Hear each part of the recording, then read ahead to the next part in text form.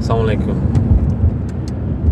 Qaranglar, bugungi kunda hayvonlar kasallanib, uni davolash chorasi sifatida ko'pincha meditsina dorilariga, odamlarga ishlatiladigan dorilarga ehtiyoj sezilib turibdi va ishlatishyapti. Shu payti dozalashda xatolik ko'p uchrayapti. Men veterinarlar orasida ham kuzatyapman.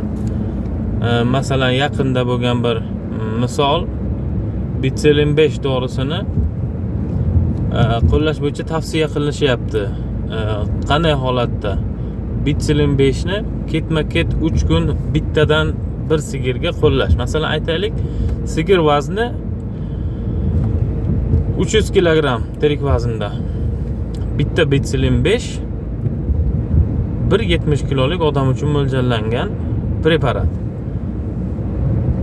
Bittadan 3 kun qilganda ta'siri bo'ladimi, bo'lmaydimi? Yoki ishlatib ko'rganlar bo'lsa, yozib qoldiringlar. Endi men to'g'risi qanaqa bo'lishini aslida tushuntiraman. Bitselin 5 dorisi yoshi kattalar uchun 4 haftada bir marta ishlatiladigan dori va yoshroq, hali 8 yoshdan o'tgan, lekin o'smirlik davrigacha yetmaganlar uchun 3 haftada bir marta qo'llaniladigan dori. Ya'ni tanadan chiqib ketish davri haqida gapirmayapman. Uni ta'sir qilib turish davomiyligi haqida gapiryapman. Shu holatda 3 kun ketma-ket bittadan qilsa effekt bermaydi. Sababi bitta Bitselin 5 preparati 170 kilolik, o'rtacha 70 kilolik odam uchun mo'ljallangan.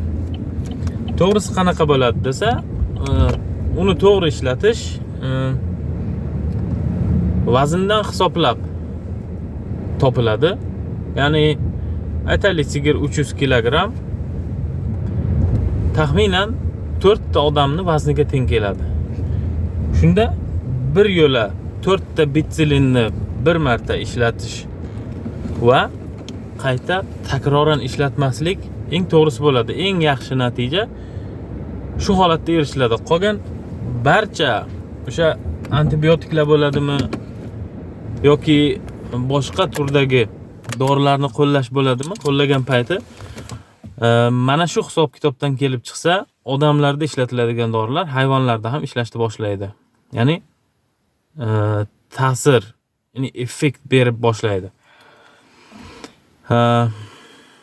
Agar savollaringiz bo'lsa, yozib qoldiringlar shu mavzularga taalluqli. Undan tashqari